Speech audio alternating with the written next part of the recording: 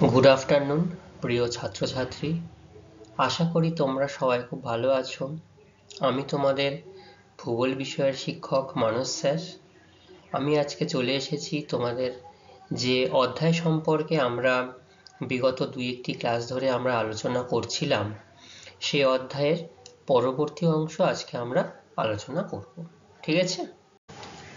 তো আজকে আমরা নতুন কোনো বিষয় আলোচনা শুরু করবার আগে আমরা শুরুতে যে কাজটা করে থাকি প্রত্যেকটি ক্লাসের শুরুতে, অর্থাৎ যে পূর্বের ক্লাসে আমরা যতটুকু অংশ আলোচনা করেছিলাম সেই অংশ থেকে যে প্রশ্ন উত্তর আমি তোমাদেরকে দিয়েছিলাম, তোমরা খাতায় সুন্দর করে নোট ডাউন করেছিলে প্রত্যেকটা প্রশ্ন, এবং আমি তোমাদেরকে বলেছিলাম যে এই নির্দিষ্ট প্রশ্নগুলো তোমরা পাঠ্যপুস্তক থেকে খুব ভালোভাবে সুন্দরভাবে তোমরা একটু পড়ে আসবে, দেখে আসবে, এবং কারোর যদি কোথাও অসুবিধা থাকে আমাকে বলবে।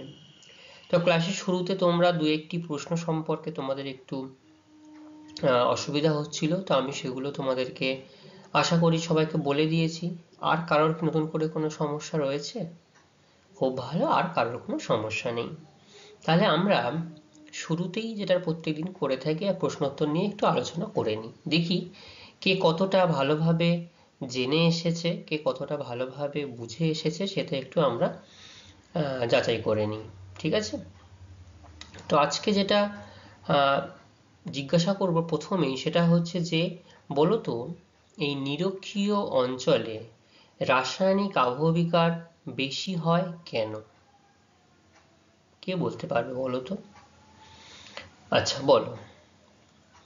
নিরক্ষীয় অঞ্চলে প্রত্যেকদিন বিকেলে, হ্যাঁ ঠিক বলছো, প্রত্যেকদিন বিকেলে কি বৃষ্টি হয়? পরিচলন বৃষ্টিপাত হয়, অর্থাৎ যেটা 4 o'clock রেন আমরা বলে থাকি। তো এই পরিচলন বৃষ্টিপাত, অত্যাধিক বৃষ্টিপাতের জন্য এইখানটাতে রাসায়নিক আবহবিকারের পরিমাণ বেশি হয়। অক্সিডেশন, হাইড্রেশন, তারপরে আর কি কি থাকে, সলিউশন, এই যে বিভিন্ন এই আবহবিকারগুলো কার্যকরী ভূমিকা এখানে পালন করে। এবং শুধু যে বৃষ্টিপাত এখানে অতিরিক্ত বেশি, শুধু কি এটাই কি কারণ? একদম ঠিক। এর পাশাপাশি বৃষ্টিপাতের সাথে সাথে এখানে অতিরিক্ত উষ্ণতাও কিন্তু একটা অন্যতম প্রধান কারণ। কারণ অতিরিক্ত উষ্ণতা হওয়ার জন্য এই অঞ্চলে কিন্তু প্রচুর পরিমাণে এই ধরনের আবহবিকার, অর্থাৎ রাসায়নিক আবহবিকার ঘটতে দেখা যায়। আর কি কারণ রয়েছে বলো? আর রয়েছে গভীর বৃষ্টি অরণ্য। এই গভীর বৃষ্টি অরণ্যে কি হয়? অর্থাৎ বৃষ্টি অরণ্য গভীর বলা হচ্ছে কারণ এখানটার অতিরিক্ত পরিমাণে বৃষ্টিপাত হওয়ার জন্য, একদম তোমার বন্ধু ঠিক বলেছে, কি হয়, গাছের পাতাগুলো একটা চাঁদোয়ার আকার সৃষ্টি করে। তো চাঁদোয়ার আকার সৃষ্টি করলে কি হয়, সেখানে সূর্যের আলো এই ভূপৃষ্ঠে, এই অংশের ভূপৃষ্ঠে, অরণ্যের ভূপৃষ্ঠে এসে পৌঁছতে পারে না। না পারার জন্য কি হয়, সবসময় একটা স্যাঁতস্যাঁতে আবহাওয়া লক্ষ্য করা যায়। তো এইখানে যে পাতাগুলো, গাছের পাতাগুলো বা কোনো জীবের দেহাংশ, দেহবিশেষ এখানে পড়ে থাকে, সেগুলো কিন্তু এখানে জৈব আবহবিকার হতে পারে, তাই না? এবং হিউমাস সৃষ্টি হয়, হিউমাস সৃষ্টির জন্য এখানে জৈব আবহবিকার হতে দেখা যায়।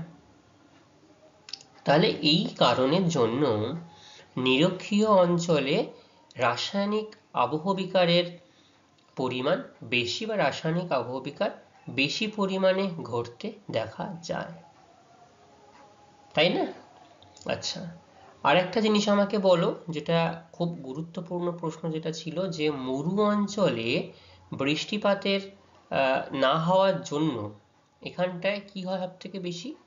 এখানে সব থেকে বেশি তোমার আবহবিকার লক্ষ্য করা যায়। কি আবহবিকার লক্ষ্য করা যায় বলো তো এখানে? একদম ঠিক, যান্ত্রিক আবহবিকার লক্ষ্য করা যায়। তো এই যান্ত্রিক আবহবিকার হওয়ার জন্য কোন কারণগুলো প্রধানত দায়ী? একটা হচ্ছে অধিক উষ্ণতার প্রসর, একদম ঠিক। দ্বিতীয়টা কি বলছো? শক্তিশালী বায়ু প্রবাহ, তাই তো। 3 নম্বর ছিল স্বল্প বৃষ্টিপাত, আর ছিল অধিক বাষ্পীভবন। তাহলে এই যে অধিক উষ্ণতার প্রসার, তার মানে দিনের বেলা এবং রাতের বেলা তাপমাত্রা কি প্রচন্ড হেরফের করে। তার জন্য শিলার উপরি স্তর আর ভেতরের স্তরে কি হয়, দুরকম সংকোচন এবং প্রসারণ লক্ষ্য করা যায়। সংকোচন প্রসারণ হওয়ার জন্য এই অঞ্চলে কি হয়, শিলার পীড়ন লক্ষ্য করা যায়। তখন সেটা উল্লম্বভাবে হোক আড়াআড়ি ভাবে হোক, এখানে প্রস্তর ছাই বিচ্ছিন্নকরণ লক্ষ্য করা যায়। প্রস্তর ছাই বিচ্ছিন্নকরণের পাশাপাশি আরো একটা যে ভূমিরূপ, সেটার নাম কি, ক্ষুদ্র কণা বিসরণ। তাই তো, এই ক্ষুদ্র কণা বিসরণটা কেমন, পেঁয়াজের খোসার মতো কিছু অংশ পাতলা শিলাস্তর মূল শিলাস্তর থেকে বিচ্ছিন্ন হয়ে যায় বা ছাড়িয়ে যায়, সেটাকে আমরা বলছি ক্ষুদ্র কণা বিসরণ। তাহলে আর দুটো কারণ ছিল, স্বল্প বৃষ্টিপাত, তাহলে বৃষ্টিপাত এখানে হয় না, এবং দীর্ঘদিন পর যদি বৃষ্টিপাত হয় তো সেখানটাতে কি হয়, সেখানে দীর্ঘদিন পর বৃষ্টি নামলে সেই যে শিলাগুলো রয়েছে, শিলাগুলো জল পাওয়ার জন্য খুব দ্রুত হারে যান্ত্রিক আবহবিকার ঘটে, যেটা ক্ষুদ্রকণা বিসরণও হতে পারে। ঠিক আছে, আচ্ছা এবার আমাকে বলো ক্ষয়ীভবন কাকে বলে। হ্যাঁ, ক্ষয়ীভবন অর্থাৎ ক্ষয়ে যাওয়া, সেটাই হচ্ছে ক্ষয়ীভবন। যে প্রক্রিয়ায় স্থিতিশীল প্রাকৃতিক শক্তি দ্বারা যখন শিলাচূর্ণ এবং সেই উৎপত্তি স্থলেই পড়ে থাকছে, এছাড়াও বিভিন্ন গতিশীল প্রাকৃতিক শক্তির দ্বারা এই আবহবিকার প্রাপ্ত পদার্থগুলো একটা নির্দিষ্ট স্থান থেকে একদম ঠিক অন্যত্র অপসারিত হয়ে যায়, তাই না, সেই পদ্ধতিটাকে বলা হয় ক্ষয়ীভবন। ক্ষয়ীভবনের কি কি মাধ্যম রয়েছে, কিসের দ্বারা ক্ষয়ীভবন হয়, প্রবহমান জলধারা বা নদ নদী, আর বলো সমুদ্র স্রোতের জন্য হয়, আর হিমবাহের জন্য হয়, বায়ুর জন্য হয়, একদম ঠিক বলেছ, জোয়ার ভাটার জন্য হয়। তো এই কারণগুলো কিন্তু সবই এই ক্ষয়ীভবন করতে সাহায্য করে, তাই না। এবার আজকে আমরা এই ক্ষয়ীভবনের পরবর্তী অংশ, এটাও কিন্তু ক্ষয় হয়, কিন্তু এটা হচ্ছে যেটা বলবো আমরা অভিকর্ষজ বলের জন্য হয়। আর এই যে ক্ষয়ীভবন পড়লাম, এটা ঢাল অনুযায়ী হয়, আবার তার সঙ্গে প্রাকৃতিক শক্তি বেশি পরিমাণে কাজ করে। যে স্থিতিশীল শক্তি, যে উষ্ণতা বৃষ্টিপাত, সেগুলো তার সঙ্গে গতিশীল শক্তি, নদী বায়ু হিমবাহ সমুদ্র তরঙ্গ সমুদ্র স্রোত জোয়ার ভাটা, এগুলো কাজ করে। এইগুলোর দ্বারা সেই অপসারিত পদার্থ বা চূর্ণ বিচূর্ণ হয়ে যাওয়া পদার্থ একটা নির্দিষ্ট স্থানে পড়ে থাকে, সেখান থেকে অন্য স্থানে অপসারিত হয়ে যায়। আজকে আমরা এরকমই একটা জিনিস আলোচনা করব, কিন্তু তার বৈশিষ্ট্য, তার প্রকারভেদ, তার ধরন সবকিছুই আলাদা, সেই সম্পর্কে আলোচনা করব। তো আজকে আমাদের এই আবহবিকার অধ্যায়ের, এই পঞ্চম অধ্যায়ের এই আবহবিকার চ্যাপ্টারটির পরবর্তী যে অংশ রয়েছে পুঞ্জিত ক্ষয়, যাকে আমরা ইংলিশে বলি মাস ওয়েস্টিং, এই সম্পর্কে আজকে আমরা বিস্তারিতভাবে আলোচনা করব। ঠিক আছে, তো দেখা যাক আজকে আমরা এই আলোচনায় কি কি তথ্য পাই এবং তোমরা কি কি জানতে পারো, এগুলো একটু মনোযোগ সহকারে সবাই শুনবে। এবং যদি কারোর কোথাও কোনো সমস্যা হয় তাহলে কিন্তু নিঃসংকোচে আমাকে জানাবে, আমাকে জিজ্ঞাসা করতে ভুলবে না, ঠিক আছে। এবং প্রত্যেকে খাতায় একটু গুরুত্বপূর্ণ যে প্রশ্ন আমরা বলবো, সেই প্রশ্নগুলো একটু সাথে সাথে তোমরা একটু নোট ডাউন করে নাও, তাহলে সেটা তোমাদের পক্ষেই ভালো, তোমাদের পক্ষে বোঝার জন্য বিশেষ সুবিধা হবে, ঠিক আছে। তো আমরা পুঞ্জিত ক্ষয় কাকে বলে প্রথমে এই বিষয়টা জানব। পুঞ্জিত ক্ষয় অর্থাৎ পুঞ্জিত ক্ষয় মানে যে পুঞ্জ পুঞ্জ কিছু জমে, বলা যায় এটা জমে থাকার অংশ সেখান থেকে ক্ষয় হয়ে যাচ্ছে, পূর্বে জমে থাকা সঞ্চিত কিছু অংশ ক্ষয়ে যাচ্ছে, নষ্ট হয়ে যাচ্ছে, এটাকে আমরা বলছি পুঞ্জিত ক্ষয়। ঠিক আছে, তো এখানে কি হচ্ছে, যে নির্দিষ্ট প্রক্রিয়ায় আবহবিকার প্রাপ্ত পদার্থসমূহ একসঙ্গে ভূমি ঢাল বরাবর পৃথিবীর অভিকর্ষজ বলের টানে, ঠিক আছে, অভিকর্ষজ বলের টানে, যেটা আমি বললাম যে অভিকর্ষজ বলের জন্য কি হয়, যে সব বস্তুকেই পৃথিবী তার নিজস্ব কেন্দ্রের দিকে আকর্ষণ করে। তাহলে ভূমির ঢালও থাকতে হবে, এই ঢাল বরাবর যেদিকে ঢাল হবে সেই দিকেই ধসটা নামবে, উপরের দিকে নিশ্চয়ই হবে না। সেই জন্য ঢাল বরাবর পৃথিবীর অভিকর্ষজ বলের টানে ধীর বা দ্রুত গতিতে, অনেক সময় দেখো এই ছবিগুলো দেখতে পাচ্ছ, এগুলো অনেক সময় খুব ধীরে ধীরে আসতে থাকে, আবার অনেক সময় এটা খুব দ্রুত গতিতে নামতে থাকে, এবং সেটা নির্ভর করে ভূমির ঢালের ওপরে। ঠিক আছে, এই যে প্রক্রিয়া নেমে আসে তাকে পুঞ্জিত ক্ষয় বলা হয়। ঠিক আছে, বোঝা গেল?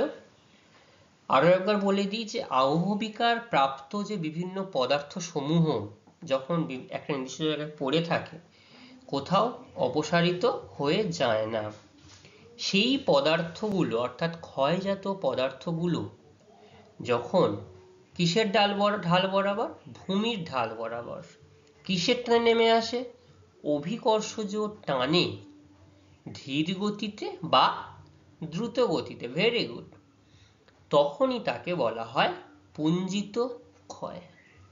বোঝা গেল সবার? খুব ভালো। এই পুঞ্জিত ক্ষয়ের কি কি বৈশিষ্ট্য আছে আমরা একটু জেনে নিই, চলো।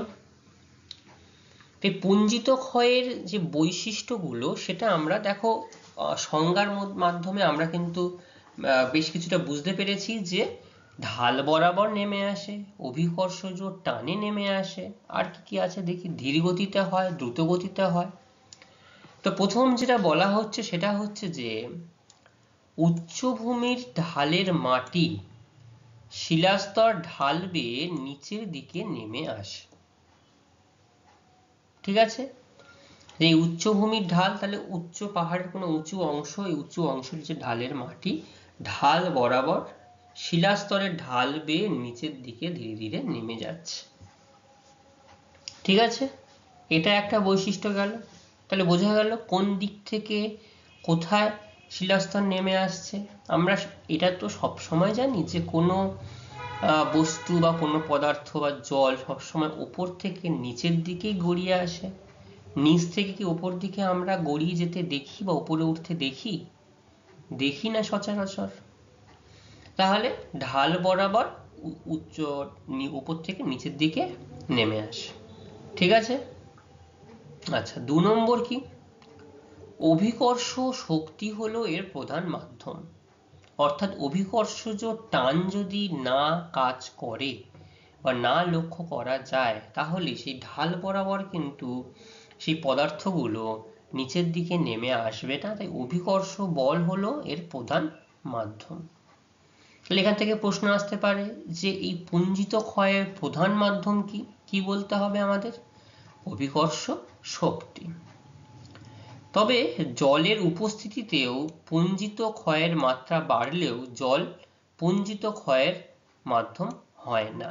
ঠিক আছে, অনেক সময় দেখবে যখন কোনো যে উচ্চভূমি থেকে ধস নেমে আসে, তো সেখানে যদি বৃষ্টির জল বা অনেক সময় মাটির মধ্যেকার কিছু জল যখন সঞ্চিত থাকে, সেটা কিন্তু এই ধসকে মানে আরো একটু প্রভাবিত করে, ধস হতে সাহায্য করে, অভিকর্ষজ বলে যে ধীর গতি বা দ্রুত গতিতে নামতে সাহায্য করে।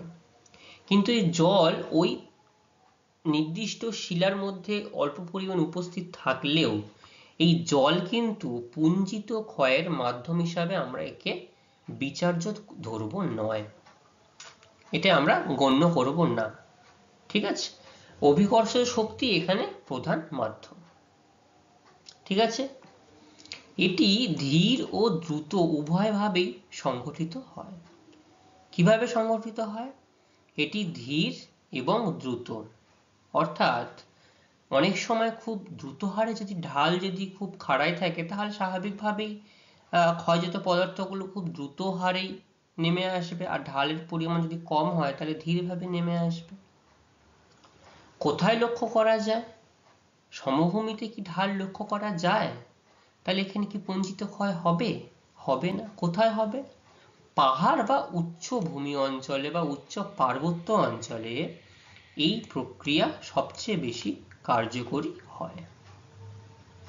ঠিক আছে, বোঝা গেল? কটা বৈশিষ্ট্য আমরা আলোচনা করলাম? 4টি বৈশিষ্ট্য। কি কি বৈশিষ্ট্য আমাকে একটু বলো। প্রথম বৈশিষ্ট্য কি ছিল? যে উচ্চভূমির ঢালের মাটি বা শিলাস্তর ঢাল বেয়ে নিচের দিকে নামতে থাকে। 2 নম্বর, একদম ঠিক, অভিকর্ষ শক্তি হলো এই পুঞ্জিত ক্ষয়ের প্রধান মাধ্যম। তোমাদেরকে প্রশ্নে আসতে পারে জল কি পুঞ্জিত ক্ষয়ের মাধ্যম হিসেবে ধরা যেতে পারে? তোমাদের উত্তর কি হবে? না। কেন? কারণ জলের উপস্থিতিতে পুঞ্জিত ক্ষয়ের মাত্রা বাড়ে, কিন্তু এই জল প্রধান মাধ্যম হিসেবে কাজ করতে পারে না। প্রধান মাধ্যম হিসেবে কে কাজ করে? অভিকর্ষজ বল। জল শুধু কি করে? প্রভাবিত করতে পারে বা সাহায্য করতে পারে। এটি ধীর গতি এবং দ্রুত গতি উভয়ভাবেই সংঘটিত হতে পারে। ঠিক আছে, পার্বত্য বা উচ্চভূমি অঞ্চলে এই প্রক্রিয়া সবচেয়ে বেশি কার্যকরী হয়। তাহলে এই ছিল প্রধান আমাদের 4টি বৈশিষ্ট্য। মনে থাকবে তোমাদের এই 4টি বৈশিষ্ট্য। কারোর কোথাও কোনো বুঝতে অসুবিধা আছে? নেই। দেখো, আমি তোমাদেরকে বারবার বলি ছবি দিয়েই বোঝার জন্য। দেখো এই যে ঢাল বেয়ে নেমে আসার চেষ্টা করছে এখানটাতে। এখানে কর্দম প্রবাহ লক্ষ্য করা যায়, এরকম ভাবে ধাপ ধাপ হয়ে, দেখো ধীর গতি। আবার এখানটা যেহেতু ঢালের পরিমাণটা বেশি, তাহলে এখানে খুব দ্রুত বেগে ধস নামতে পারে, যেটা পুঞ্জিত ক্ষয়, যেটা আমরা আলোচনা করছি। আবার এইরকম ভাবে খাড়া ঢাল থাকলে এরকম ভাবে পাহাড়ি ঢাল অংশ হিসেবে নিচে নেমে আসে। কাদার প্রবাহ, দেখো এটা কাদার প্রবাহ, এই যে লক্ষ্য করা যাচ্ছে নদীর জলের সাথে গিয়ে মিশে যাচ্ছে, কাদার প্রবাহ লক্ষ্য করা যাচ্ছে। ঠিক আছে, আচ্ছা, পুঞ্জিত ক্ষয় যে হচ্ছে বৈশিষ্ট্য আমরা জানলাম, কারণ কি এর? কি কারণের জন্য এটা হতে থাকে? কারণগুলো হচ্ছে যে কোনো ঢালের ওপরে যে ঢাল বেয়ে এই পদার্থগুলো নিচের দিকে নেমে আসে, এই ঢালের ওপরে আবহবিকারগ্রস্ত কোনো পদার্থ থাকলে কি হয়? অভিকর্ষজ শক্তি তাকে টেনে নামাতে থাকে এবং পুঞ্জিত ক্ষয় সংঘটিত হয়। অর্থাৎ ঢালের ওপরে যদি অতিরিক্ত পরিমাণে পদার্থ জমে থাকতে দেখা যায়, তাহলে যে বস্তুর ভার যত বেশি তাকে কেন্দ্রের দিকে বেশি পরিমাণে আকর্ষিত হতে হয়। কি হয় তো নাকি? তাহলে সেই কারণেই কিন্তু এই অভিকর্ষজ শক্তির জন্যই ওপর দিক থেকে এই অংশ নিচে নামতে থাকে এবং পুঞ্জিত ক্ষয় সংঘটিত হতে থাকে। ঠিক আছে, 2 নম্বর কারণ কি? উচ্চভূমির ঢালের পদার্থসমূহ জল দ্বারা সিক্ত হলে তা পিচ্ছিল হয়ে যায়। দেখো এই জল দ্বারা একটু জলের প্রবণতা লক্ষ্য করা যাচ্ছে না? জল কিন্তু আছে, যেন পিচ্ছিল হয়ে যাচ্ছে এবং দ্রুত নিচের দিকে নামতে থাকে। আমরা জানি যে কোনো সময় যে কোনো জায়গাতে এই যে ঢালাইয়ের যে অংশ, যে ছাদ ঢালাই করা হয়, জল দিলে কেমন একটা অংশ হয় বলো তো? পিচ্ছিল গাঢ় টাইপের হয়। জল না দিলে শুকনো মশলা হয়। তো সেরকমই এই ঢালের পদার্থসমূহ জল দ্বারা সিক্ত, মানে জল দ্বারা সেটাকে আবদ্ধ হয়ে জমে আছে, সেজন্য পিচ্ছিল হয়ে যায় ও এটা নিচের দিকে নামতে থাকে। ঠিক আছে, 3 নম্বর কি বলছে? এই খাড়া ঢালে যদি বসতি ও রাস্তাঘাট নির্মাণ করা হয় বা কৃষিকাজ, গাছপালা কাটার ফলে শিলার সহনশীলতা হ্রাস পায়, তখন পুঞ্জিত ক্ষয় ঘটে। অর্থাৎ শিলা বা এই যে খাড়া ঢালে শিলা তার নির্দিষ্ট তার চাপ নিয়ে সে ধরে রেখেছে ভূমিকে, কিন্তু সেখানে যদি খাড়া ঢালে মানুষ যদি সেখানে নিজস্ব প্রয়োজনে বসতি স্থাপন করতে যায়, যোগাযোগের জন্য রাস্তাঘাট নির্মাণ করতে যায়, কৃষিকাজ করে, যদি বৈজ্ঞানিক উপায়ে ধাপ না কেটে কৃষিকাজ করতে চায়, এবং গাছপালা তার শিকড় দিয়ে একটা সমগ্র অঞ্চলকে কিন্তু ধরে রাখতে পারে, কিন্তু গাছপালা যদি কেটে ফেলে তাহলে শিকড় কি সেই মাটিকে আর সঙ্ঘবদ্ধ করে রাখতে পারবে? পারবে না। তার ফলে কি হবে? শিলার যে সহনশীলতা অর্থাৎ যে ধরে রাখার ক্ষমতা সেটা হ্রাস পেয়ে যাবে এবং পুঞ্জিত ক্ষয় ঘটবে। তাহলে পুঞ্জিত ক্ষয় হওয়ার জন্য প্রাকৃতিক শক্তির পাশাপাশি এই মানবিক কারণগুলো অর্থাৎ এই সামাজিক শক্তি যেটা মানুষ তার নিজস্ব প্রয়োজনে করে থাকে সেটাও কিন্তু অনেকাংশে দায়ী, তাই না? দেখবে বিভিন্ন সময় বিভিন্ন জায়গায় বিশেষ করে পাহাড়ি অঞ্চলে বর্ষাকালে যে কোনো সময় কিন্তু ধস নামতে শুনতে পাবে। দার্জিলিং, সিকিম, শিলিগুড়ির এই অংশে যাওয়ার কোনো রাস্তায় ধস নেমে গিয়ে হঠাৎ করে যোগাযোগ ব্যবস্থা সম্পূর্ণ হারে বিচ্ছিন্ন হয়ে যায়। তাহলে বৈশিষ্ট্য আর কারণ সম্পর্কে সবাই বুঝতে পারলে? আচ্ছা, ঠিক আছে। এবার এই যে পুঞ্জিত ক্ষয়, এই পুঞ্জিত ক্ষয় কয় প্রকার? পুঞ্জিত ক্ষয় 3 প্রকারের হয়ে থাকে। কি কি? প্রপাত পুঞ্জিত ক্ষয়, ধস যেটা সব থেকে গুরুত্বপূর্ণ এবং বেশি লক্ষ্য করা যায়, আর হচ্ছে প্রবাহ। প্রবাহ যেটা কর্দম প্রবাহ, যেটা খুব দ্রুত বেগে হয়তো হয় না, এটা প্রবাহ লক্ষ্য করা যায়। ঠিক আছে, তো কি কি বললাম? প্রপাত, ধস আর প্রবাহ। প্রথমে প্রপাত যে রয়েছে সেই প্রপাত সম্পর্কে আমরা একটু আলোচনা করব। ঠিক আছে, কি কি রয়েছে?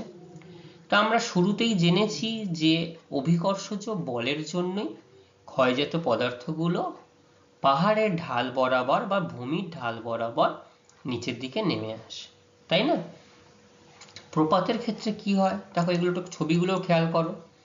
অভিকর্ষের টানে উঁচু খাড়া ঢাল থেকে শিলা ও মাটির স্তূপের হঠাৎ নেমে আসাকে, তাহলে এই যে খাড়া ঢাল দেখতে পাচ্ছ, এই খাড়া ঢাল থেকে মাটি বা শিলার যে স্তর যখন হঠাৎ নেমে আসে তখন তাকে বলা হয় প্রপাত।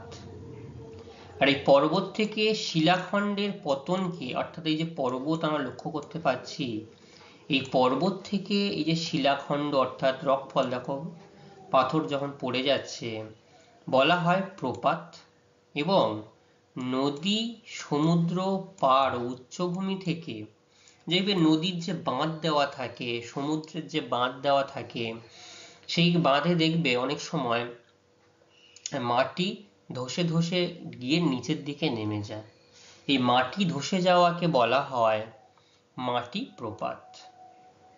আর শিলা, এই যে শিলা নেমে এসছে, এই শিলার পতনকে বলা হচ্ছে শিলা প্রপাত।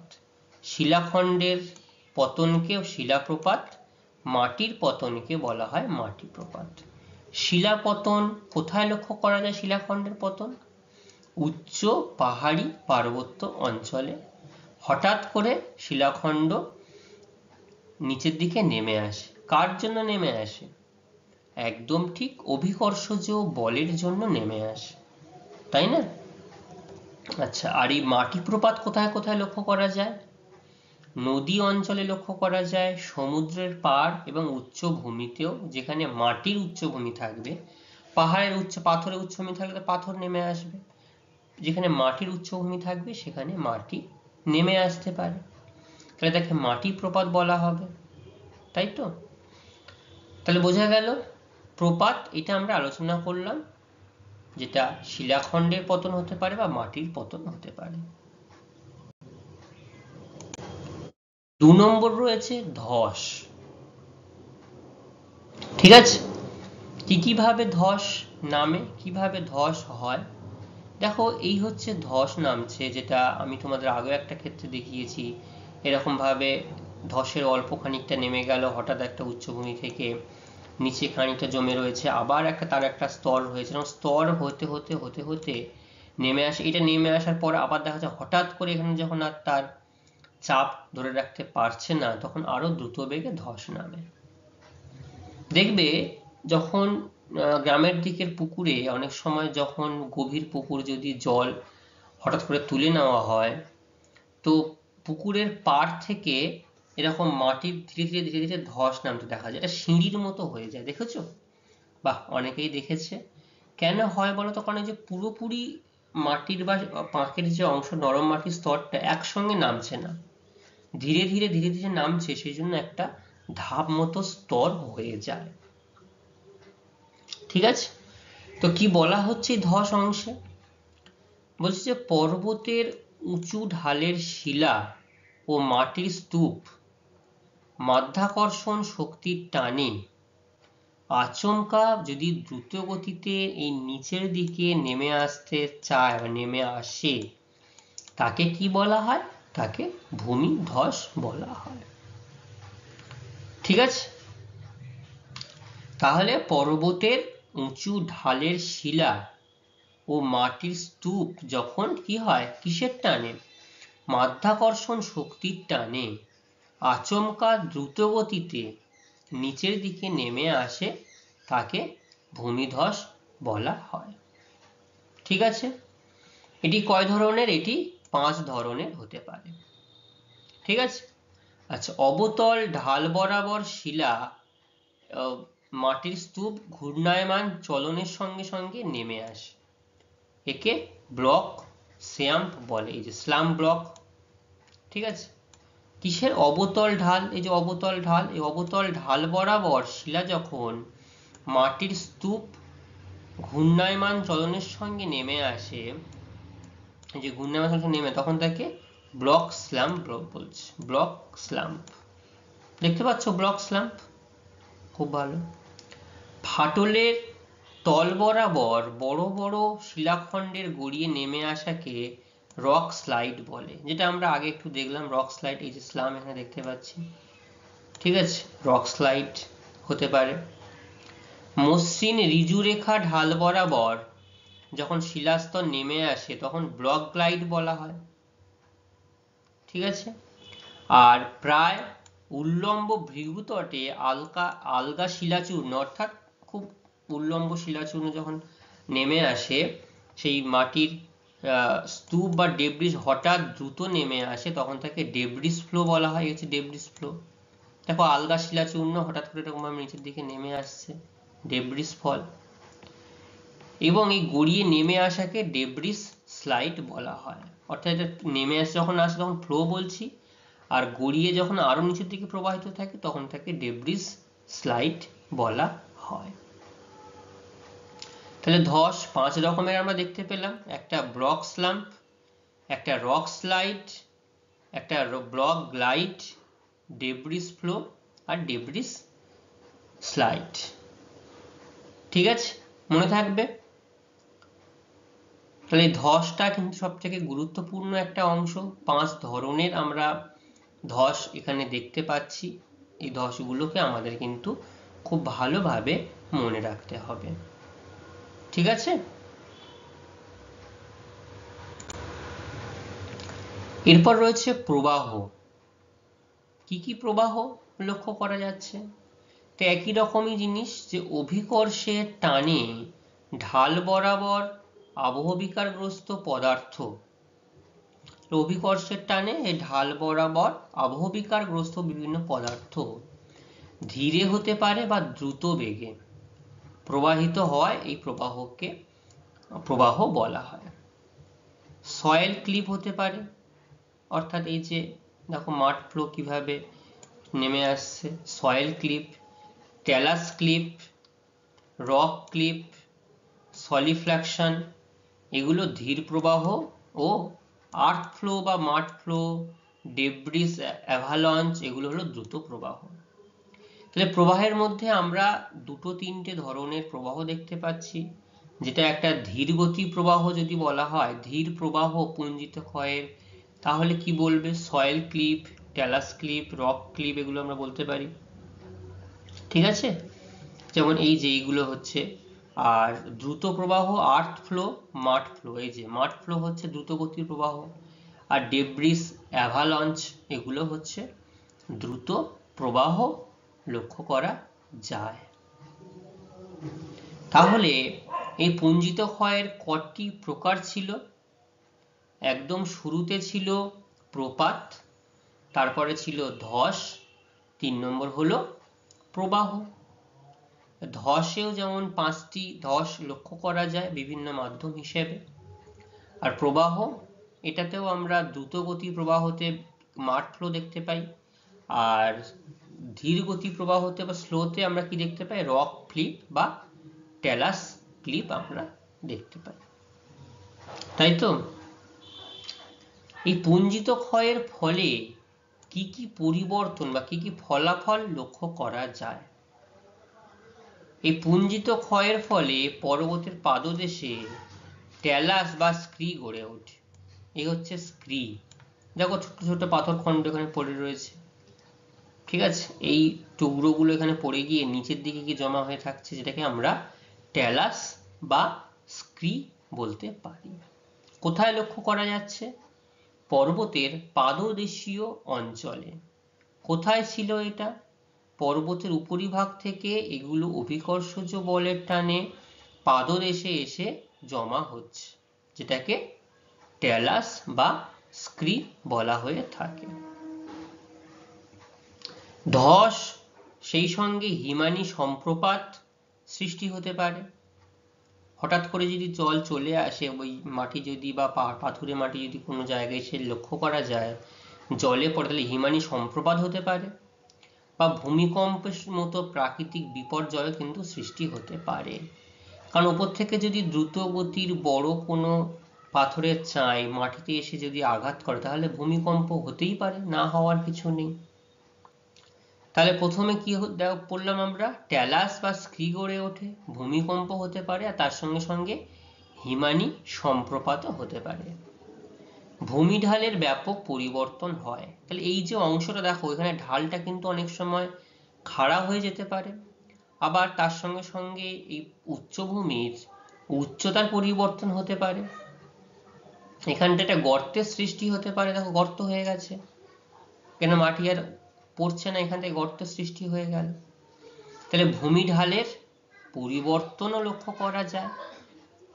আর কর্দম প্রবাহে দীর্ঘ খাত সৃষ্টি হয়, দেখো একটা খাত, বড় একটা গর্তের সৃষ্টি হয়েছে, যে বড় গর্তের একটা সৃষ্টি হয়েছে, জলে এই যে খাত আসছে, কাদার প্রবাহ লক্ষ্য করা যাচ্ছে, এখানে একটা কিন্তু বড় গর্ত লক্ষ্য করা বা বড় খাত লক্ষ্য করা যাচ্ছে, ঠিক আছে? কি কি হয় বলো এই পুঞ্জিত ক্ষয়ের ফলে? ট্যালাস বা স্ক্রি পাদদেশীয় অঞ্চলে গড়ে উঠতে পারে, হিমানি সম্প্রপাত আর তার সাথে সাথে ভূমিকম্প হতে পারে, ভূমিঢালের পরিবর্তন লক্ষ্য করা যায়, আর কর্দম প্রবাহে দীর্ঘ খাত সৃষ্টি হতে পারে, ঠিক আছে? তাহলে ফলাফল পদ্ধতি সবাই বুঝতে পারলে? Very good. এইবার আমরা যেটা একটু বলবো সেটা হচ্ছে পুঞ্জিত ক্ষয়কে ক্ষয়ীভবন বলা হয় না কেন? ভালো করে প্রশ্নটা পড়ো, ক্ষয়ীভবন বলা হয় না কেন? অর্থাৎ আমরা আগে একবার আবহবিকার তারপরে ক্ষয়ীভবন দেখেছিলাম, যে ক্ষয়জাত পদার্থগুলো স্থিতিশীল শক্তি বা গতিশীল শক্তির দ্বারা অন্য কোথাও অপসারিত করে, সেটা হচ্ছে ক্ষয়ীভবন। আর পুঞ্জিত ক্ষয় অভিকর্ষজ বলের টানে ওপরের দিক থেকে পদার্থ নিচের দিকে নেমে আসে, তাই না? তাহলে দুটো সম্পূর্ণ আলাদা ধরনের জিনিস, আলাদা ভাবে ঘটতে দেখা যায়। তো প্রধান কারণ কি বলা হচ্ছে আমরা একটু জেনে নিই। যে আবহবিকার প্রাপ্ত যে পদার্থ, সেই পদার্থে যদি জলের পরিমাণ বেশি থাকলে এবং জলের অপসারণ ঘটলে তা ক্ষয়ীভবন হিসাবে গণ্য হয়। তাহলে আবহবিকার প্রাপ্ত সেই পদার্থের সঙ্গে যদি জল থাকলে বা জলের অপসারণ ঘটলেও তাকে আমরা ক্ষয়ীভবন হিসাবে গণ্য করতে পারি, ঠিক আছে? কিন্তু পুঞ্জিত ক্ষয়ের হার জলের উপস্থিতিতে বৃদ্ধি পেলেও জল কিন্তু মাধ্যম হিসেবে ধরা হয় না। আমরা যখন পড়লাম মাধ্যম হিসেবে কোনটি প্রধান মাধ্যম, অভিকর্ষজ বল প্রধান মাধ্যম বা প্রধান ভূমিকা হিসাবে এই পুঞ্জিত ক্ষয়কে প্রভাবিত করে।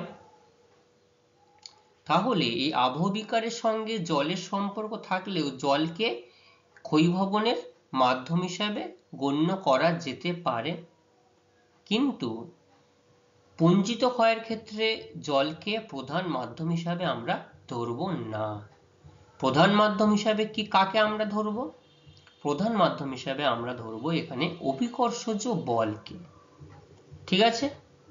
আচ্ছা, ক্ষয়ীভবনে পরিবহন মাধ্যম রূপে জলের তুলনায় পরিবাহিত পদার্থের পরিমাণ অনেক কম থাকে। ঠিক আছে, এই যে ক্ষয়ীভবন, এই ক্ষয়ীভবনে পরিবহনের মাধ্যম রূপে অর্থাৎ যে পরিবহন হচ্ছে, ধসটা নামছে, জলের তুলনায় পরিবাহিত পদার্থের পরিমাণ অনেক কম থাকে।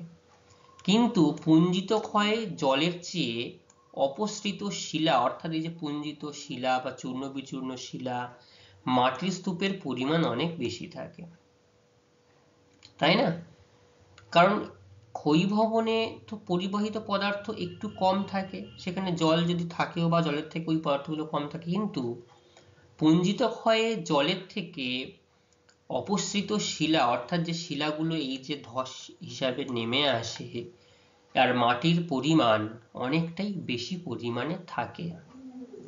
এই সব কারণের জন্য আমরা এই পুঞ্জিত ক্ষয়কে ক্ষয়ীভবন বলবো না। তাহলে এই কারণগুলোর জন্য এই পুঞ্জিত ক্ষয়কে ক্ষয়ীভবন বলা হয় না। ঠিক আছে, দেখো পুঞ্জিত ক্ষয়ের মধ্যে এই ক্ষয় শব্দটি রয়েছে, কিন্তু তাও একে ক্ষয়ীভবনের বলা হয় না, কারণ ক্ষয়ীভবন জিনিসটা আলাদা, পুঞ্জিত ক্ষয় জিনিসটা আলাদা। ঠিক আছে? হ্যাঁ, সেই জন্য আমি এখানে আলাদা বিশেষ কিছু দিইনি, যে আবহবিকার কি কারণে কেন হয় আর ক্ষয়ীভবন যেটা হয় সেটাই আমি এখানটায় দিয়েছি। ঠিক আছে, পুঞ্জিত ক্ষয় আর হচ্ছে ক্ষয়ীভবন। আচ্ছা, এখান থেকে নির্দিষ্ট প্রশ্নগুলো আমি তোমাদের জন্য গুরুত্বপূর্ণ কিছু প্রশ্ন তোমাদের সামনে রেখেছি। তোমরা এই নির্দিষ্ট প্রশ্নগুলো খুব ভালোভাবে একটু বই থেকে দেখে নেবে, এবং তোমরা যদি বই থেকে দেখে এই নির্দিষ্ট প্রশ্নগুলো ধরে ধরে তোমরা পড়ো, সেটা তোমাদের জন্য খুবই ভালো একটা বিষয়, তোমরা খুব সহজেই বুঝতে পারবে, জানতে পারবে। ঠিক আছে, তো সেই জন্য আমি বলছি যে তোমরা টেক্সট বই থেকে এইগুলো দেখে আসবে, সবাই প্রশ্নগুলো একটু খাতায় ভালো করে লিখে নাও। আর পরবর্তী ক্লাসে আমি তোমাদের এই প্রশ্নগুলো থেকেই প্রশ্ন জিজ্ঞাসা করব। আজকের ক্লাস আমাদের এই পর্যন্তই থাকবে। পরবর্তী ক্লাসে আবার আমরা এর পরবর্তী অংশ সম্পর্কে আলোচনা করব। ততক্ষণে সবাই খুব ভালো থাকবে। সবাইকে ধন্যবাদ।